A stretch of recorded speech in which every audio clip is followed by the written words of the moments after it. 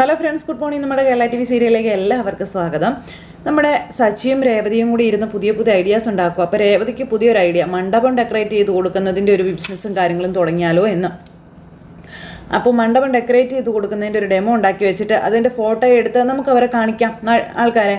അവർക്കതൊക്കെ ഇഷ്ടപ്പെട്ടാൽ അവർ ഓർഡറൊക്കെ തരാതിരിക്കുമോ? ഇല്ലല്ലോ. അപ്പോൾ ആഴ്ചയിൽ 1-2 ഓർഡറൊക്കെ കിട്ടിയാൽ മതിയെന്നേ, നല്ല കാശ് വരുമെന്ന് രേവതി പറയുമ്പം എങ്ങനെയുണ്ട് എൻ്റെ ഐഡിയ എന്ന് ചോദിച്ചപ്പോൾ സൂപ്പർ ഐഡിയ ആണെന്ന് പറഞ്ഞു സച്ചി. അപ്പോൾ ഇപ്പോൾ ഉള്ളതിൽ നിന്ന് നീ ഒരുപടി മുകളിൽ കയറി ചിന്തിച്ചു എന്ന് രേവതി പറയാം. രേവതിയോട് സച്ചി പറയാം, ഇത് വിജയിക്കും, നിന്നിനി പിടിച്ചാൽ കിട്ടുമെന്ന് തോന്നുന്നില്ല രേവതി എന്ന് പറയുമ്പം പിന്നെ എൻ്റെ എല്ലാവിധ സപ്പോർട്ടും നിനക്കുണ്ടാകും, ഞാൻ നിൻ്റെ കൂടെ തന്നെ കാണും, നീ ധൈര്യമായിട്ട് ചെയ്തോളാം സച്ചി പറയണു. അങ്ങനെ അവർ രണ്ടുപേരും കൂടെ അവിടെ കിടക്കുക. ഇത് കഴിഞ്ഞതിന് ശേഷം രാവിലെ തന്നെ ഭാമാൻ്റിയെ കാണാനായിട്ട് ശ്രുതി ഭാമയുടെ വീട്ടിൽ ചേരുന്നു.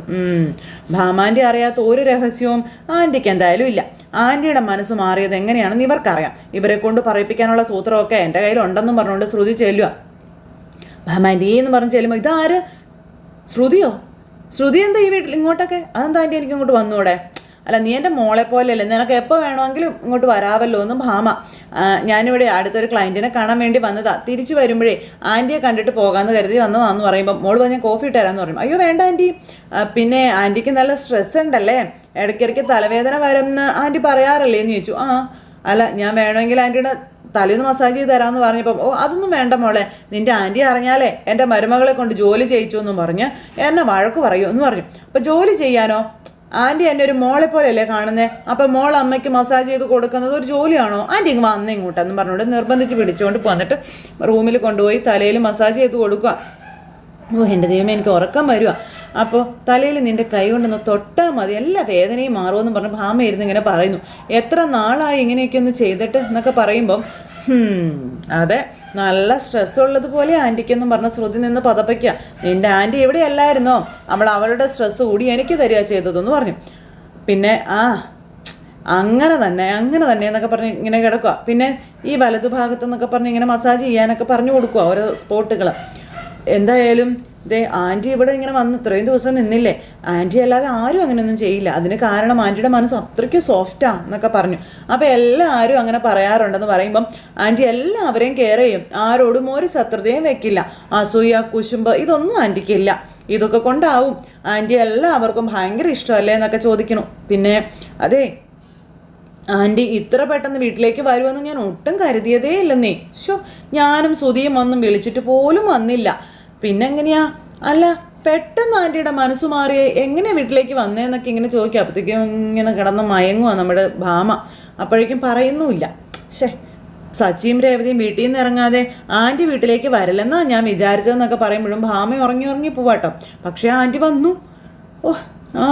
എങ്ങനെയോ ദൈവം മനസ്സ് മാറ്റിയെന്ന് പറയുമ്പം ദൈവമല്ല, 2 ലക്ഷം രൂപ കൊടുത്ത് വക്കീൽ അവളുടെ മനസ്സ് മാറ്റിയതെന്ന് പറഞ്ഞു. അപ്പോഴത്തേക്കും ശ്രുതി വക്കീല് 2 ലക്ഷം രൂപ കൊടുത്തു. അപ്പോഴത്തേക്കും ബോധം തിരിച്ചു വന്നു. അയ്യോ, പറഞ്ഞും പോയി. അല്ലല്ല ഒന്നല്ല, ആരും ഒന്നും കൊടുത്തിട്ടുമില്ല, ഞാനൊന്നും പറഞ്ഞിട്ടുമില്ല എന്ന് പറഞ്ഞുകൊണ്ട് ഭാമ ഇങ്ങനെ തത്തിക്കളിക്കുമ്പം അല്ല, വക്കീല് 2 ലക്ഷം രൂപ കൊടുത്തെന്ന് ആൻറ്റി ഇപ്പോൾ പറഞ്ഞില്ലേ എന്ന് ശ്രുതി ചോദിച്ചു. അപ്പോഴത്തേക്കും ഭാമ ചാടി എഴുന്നേറ്റു. അത് ഞാൻ എന്തോ ഓർത്ത് പറഞ്ഞാന്ന് പറയുമ്പോൾ അല്ല ആൻറ്റി ഒന്നുമാണ് പറയുന്നത്. എന്താ ആൻറ്റി, എന്താ സത്യമായിട്ട് നടന്നേ? ആൻറ്റി എന്നോട് പറ, ആൻറ്റി എന്നോട് പറഞ്ഞാൽ ഇപ്പം എന്താ ആൻറ്റി കുഴപ്പം? ഞാൻ ആരോടും പറയില്ല എന്ന് ആൻറ്റിക്ക് അറിയില്ലേ എന്ന് ശ്രുതി ഇങ്ങനെ ചോദിക്കണേ. ഇനി നിങ്ങൾ പറഞ്ഞില്ലെങ്കിലും ആൻറ്റി പിന്നീട് എന്നോട് ഇത് പറയും. അപ്പം അത് നീ പറഞ്ഞത് ശരിയാ, ചന്ദ്രയുടെ പുന്നാര മരുമോളല്ലേ, എന്നോട് പറ ആൻറ്റി. എന്താ ആൻറ്റി? അത് പിന്നെ നീ ഇത് ഞാൻ പറഞ്ഞെന്നും പറഞ്ഞ് പറയരുത് കേട്ടോ എന്ന് പറഞ്ഞു. ഇല്ല ആൻറ്റി പറഞ്ഞോളാൻ പറഞ്ഞു. അപ്പോൾ വക്കീലിനോട് 2 ലക്ഷം രൂപ വാങ്ങി ചന്ദ്ര പരാതി പിൻവലിക്കുകയാണ് ചെയ്തതെന്ന് പറഞ്ഞു. അപ്പം അങ്ങനെ കാശ് വാങ്ങിയാണ് പരാതി പിൻവലിച്ചതല്ലേ? ഇവർ പറയുന്നത് സത്യം തന്നെ ആയിരിക്കുമോ? എങ്ങനെ കൺഫേം ചെയ്യും എന്നൊക്കെ ഇങ്ങനെ ശ്രുതി മനസ്സിൽ ചിന്തിക്കാം. അപ്പോൾ എന്തു പറ്റി ശ്രുതി, എന്താ ആലോചിക്കുന്നേ? അല്ല, ആൻറ്റി അങ്ങനെയൊക്കെ ചെയ്യുമോ? രേവതിയുടെ അനിയനോട് ആൻറ്റിക്ക് അത്രയ്ക്ക് ദേഷ്യം ഉണ്ടായിരുന്നതാ, അവനെ ജയിലിൽ കിടത്തുമെന്ന് വരെ പറഞ്ഞതാ. ആൻറ്റി ഇങ്ങനെയൊക്കെ ചെയ്യുമോ? എന്നാലും ആൻറ്റി കാശ് വാങ്ങി പരാതി പിൻവലിക്കുമോ? ഏതൊന്നും ഞാനത് വിശ്വസിക്കാനൊന്നും പോകുന്നില്ല. ഭാമാൻ്റെ ഉമ്മ കള്ളം പറയുന്നതെന്ന് പറയുമ്പോൾ ഞാൻ കള്ളം പറയുമോ ശ്രുതി? നീ എന്തേ പറയുന്നേ? എൻ്റെ മോൾക്ക് എന്താ വിശ്വാസം ഇല്ലേന്ന് ചോദിച്ചു. അല്ല, വിശ്വാസമൊക്കെ ഉണ്ട്, എന്നാലും പക്ഷേ ഇക്കാര്യത്തിൽ എനിക്കെന്തോ അങ്ങനെ അത്രയ്ക്കങ്ങ്, അപ്പം ഞാൻ തെളിവ് കാണിച്ചു തന്നാൽ നീ എന്നെ വിശ്വസിക്കുമോ എന്ന് ചോദിച്ചു. അപ്പോൾ നീ വന്ന് ഞാൻ കാണിച്ചു തരാം, നീ വാ എന്നും പറഞ്ഞുകൊണ്ട് നിർബന്ധിച്ച് വിളിച്ചുകൊണ്ട് പോവാം. എന്നിട്ട് കൊണ്ടുപോയി ആ 2 ലക്ഷം രൂപയും കാണിച്ചു കൊടുത്തു. ഇതാണ് വക്കീൽ കൊടുത്ത 2 ലക്ഷം രൂപ എന്നും പറഞ്ഞുകൊണ്ടേ. അപ്പോൾ അത് കണ്ടപ്പോൾ ശ്രുതിയുടെയും കണ്ണ് മഞ്ഞളിച്ചു. ഇതേ എന്നെ സൂക്ഷിക്കാൻ വേണ്ടി ഏൽപ്പിച്ചിരിക്കുകയാണെന്ന് പറഞ്ഞു. ഞാൻ കള്ളം പറഞ്ഞതല്ല എന്ന് നിനക്ക് മനസ്സിലായില്ലേ എന്ന് ചോദിച്ചു. അപ്പോൾ വക്കീൽ 2 ലക്ഷം രൂപ കൊടുത്തത് കൊണ്ടാണ് പരാതി പിൻവലിച്ചത്. അല്ലാതെ ഒരു വല്ലാത്തൊരു സ്ത്രീയാണ് അവർ, ഭയങ്കരി എന്ന് പറഞ്ഞ ശ്രുതി ഇങ്ങനെ മനസ്സിൽ പറഞ്ഞു. അപ്പം നീ എന്തെങ്കിലും ആലോചിക്കണേ? അല്ല ഒന്നുമില്ല ആൻറ്റി, ഞാൻ വെറുതെ ഇപ്പം നിനക്ക് കാര്യങ്ങൾ വിശ്വാസമായില്ലേ എന്ന് ചോദിച്ചു. അപ്പം എനിക്ക് വിശ്വാസമായി. എന്നാലും ആൻറ്റി ഇങ്ങനെ ചെയ്തല്ലോ എന്ന് ആലോചിക്കുമ്പം നിൻ്റെ ആൻറ്റിയെ നിനക്ക് ശരിക്കും മനസ്സിലാവാത്തത് കൊണ്ടാണെന്ന് ശ്രുതിയോട് ഭാമ പറയും. അല്ല ആൻറ്റി ആ കാശ് സൂക്ഷിച്ച് തന്നെ വെച്ചോളാൻ പറഞ്ഞു. അങ്ങനെ ആ പൈസ അവിടെ തന്നെ വെച്ചു. അപ്പോൾ ആൻ്റണിക്ക് കൊടുക്കാനുള്ള 2 ലക്ഷം രൂപയായി ഇവൾക്ക്. നമുക്ക് തലയിൽ മസാജ് ചെയ്യാമെന്ന് പറഞ്ഞു. ഇനി എനിക്ക് വയ്യ ആൻറ്റി, ഈ ഒരു കാര്യം പറഞ്ഞപ്പോൾ എൻ്റെ മൂടങ്ങ് പോയെന്ന് പറഞ്ഞു. പിന്നെ ശ്രുതി, ഞാനീ പറഞ്ഞത് അവളോട് പോയി പറഞ്ഞേക്കരുത് കേട്ടോ എന്ന് പറഞ്ഞു. ഇല്ല ആൻറ്റി, ചന്ദ്രയായിട്ട് നിന്നോട് പറഞ്ഞാലും മുന്നേ ഇത് അറിഞ്ഞ ഭാവം കാണിക്കരുത് കേട്ടോ എന്ന് പറഞ്ഞപ്പോൾ ഇല്ല ആൻറ്റി, നിന്നോട് പറഞ്ഞെന്ന് അറിഞ്ഞാലേ അവളെൻ്റെ തലയിൽ കയറി ഭരതനാട്യം കളിക്കുമെന്നൊക്കെ ഭാമ പറയുമ്പോൾ ഇല്ല ആൻറ്റി പേടിക്കേ വേണ്ടെന്നേ, ഞാൻ അതൊന്നും പറയത്തില്ലെന്നേ.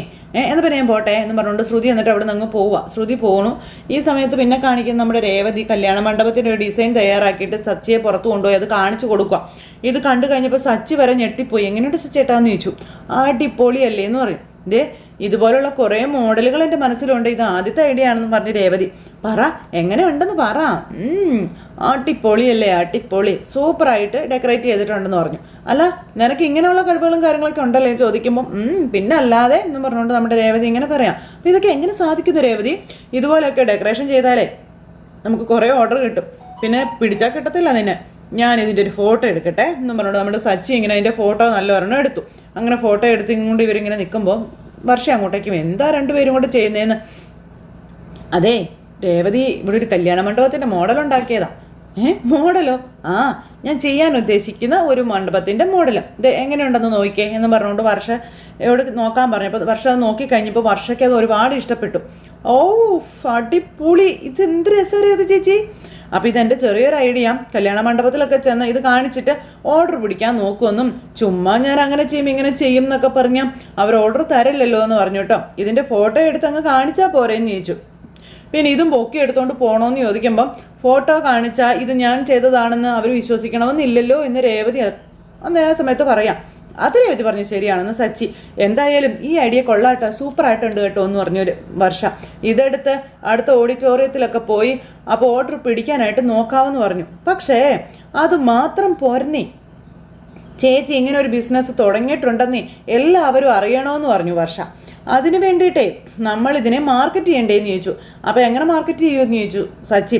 ഫോട്ടോസൊക്കെ എടുത്ത് ഓൺലൈനിൽ പോസ്റ്റ് ചെയ്താൽ ആൾക്കാരൊക്കെ ഇത് കാണുമല്ലോ, അപ്പോൾ അതിന് വേണ്ടിയിട്ട് ഒരു വെബ്സൈറ്റ് അങ്ങ് ഓപ്പൺ ചെയ്യാമെന്നൊക്കെയുള്ള കാര്യങ്ങൾ വർഷ പറയാം.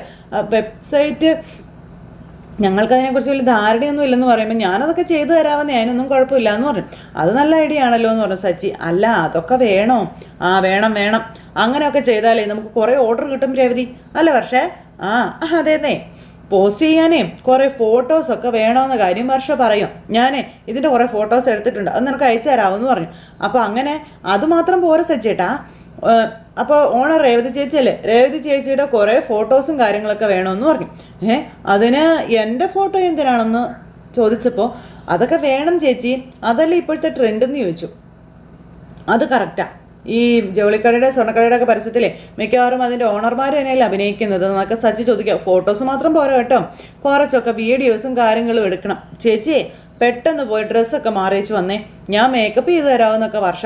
അപ്പോൾ അതൊന്നും വേണ്ട സച്ചേട്ടാ. അപ്പോൾ വേണം, അങ്ങനെ ചെയ്തിട്ടേ കാര്യമുള്ളൂ സച്ചേട്ടാ. സാരി എൻ്റെ വകയാണ് കേട്ടോ എന്നും പറഞ്ഞുകൊണ്ട് നമ്മുടെ വർഷ ഞാൻ വാങ്ങിച്ചു തരാമെന്നും പറഞ്ഞു. ചേച്ചി വന്ന് ഇങ്ങോട്ട് വാ എന്ന് പറഞ്ഞുകൊണ്ട് നിർബന്ധിച്ച് വർഷ രേവതിയും കൂട്ടി അകത്തേക്ക് കയറി പോണു. സച്ചി ഒരുപാട് സന്തോഷത്തോടു കൂടി ഇങ്ങനെ അവിടെ നിൽക്കുന്നു. ഇതേസമയം പിന്നെ കാണിക്കുന്നത് ശ്രുതി കാശ് തരാത്തതിനെ പറ്റി സച്ചി അവിടെ ഇരുന്ന് ആൻ്റണിയും അതുപോലെ തന്നെ നവീൻദാസും കൂടെ സംസാരിക്കാം. ശ്രുതി കാശ് തരാമെന്ന് പറയുന്നതല്ലാതെ തരുന്നില്ലല്ലോ എന്നും പറഞ്ഞു. അന്നേരം അവൾ പഠിച്ച കള്ളിയാ കേട്ടോ, എനിക്കാണെങ്കിൽ കാശിൻ്റെ ആവശ്യമുണ്ട്, താനൊന്ന് അവളെ വിളിക്കുക ആൻ്റണി എന്നൊക്കെ പറഞ്ഞുകൊണ്ട് ഇയാൾ ഇങ്ങനെ പറയുന്നു. അതനുസരിച്ച് ആൻ്റണി ശ്രുതിയെ വിളിക്കുന്നു. ശ്രുതി അവിടെ നിൽക്കുമ്പോൾ കോൾ ചെയ്യുന്നു ആൻ്റണിയുടെ. ഹലോ ആൻ്റണി, പറ, ഞാൻ ചോദിച്ച കാശ് എവിടെയെന്ന് ചോദിച്ചു.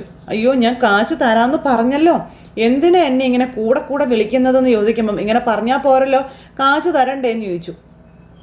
ശ്രുതി നീ ദേഷ്യപ്പെട്ടിട്ട് കാര്യമില്ല, ഇതൊക്കെ നിനക്ക് വേണ്ടിയിട്ടാണ് ഞാൻ ചെയ്യുന്നത്, അത് നീ മറന്നു പോകണ്ട എന്നൊക്കെ പറയുമ്പം ഞാനൊന്നും മറന്നിട്ടില്ല ആൻ്റണി.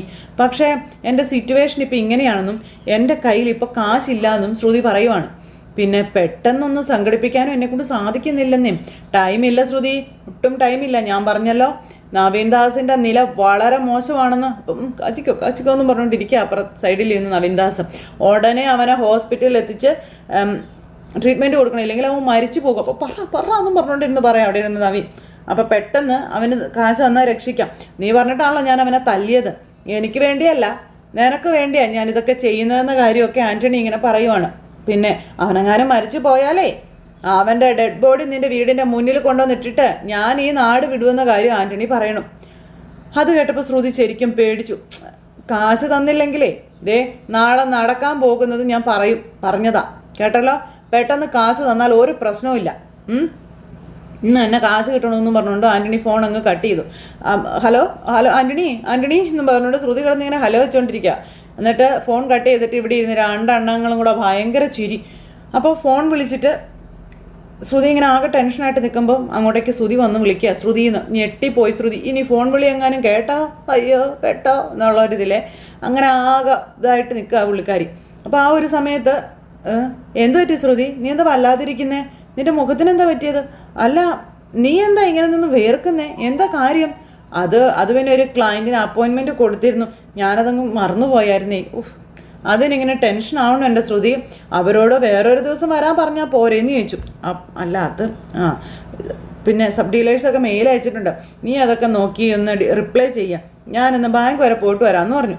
അങ്ങനെ ശ്രുതിയെ എല്ലാം ഏൽപ്പിച്ചിട്ട് ശ്രുതി അവിടെ നിന്ന് പോയി. ഈശ്വര, ഈ 2 ലക്ഷം രൂപ ഞാൻ എവിടെ നിന്ന് എടുത്ത് കൊടുക്കും, പൈസ കൊടുത്തില്ല, അതോടുകൂടി എല്ലാം അവസാനിക്കുമെന്ന് മനസ്സിൽ ചിന്തിച്ചിട്ട് അപ്പോഴേക്കും ഭാമ പറഞ്ഞ കാര്യത്തെപ്പറ്റി ആലോചിക്കുക, പൈസയുടെ കാര്യം, 2 ലക്ഷം രൂപ. ആ സമയത്ത് ഭാമ ചന്ദ്രയെ കാണാൻ വീട്ടിൽ ചെന്നേക്കുക. അപ്പം നീ എന്ത് ചെയ്യാൻ ആലോചിച്ചുകൊണ്ടിരിക്കുന്നതെന്ന് ചോദിച്ചു.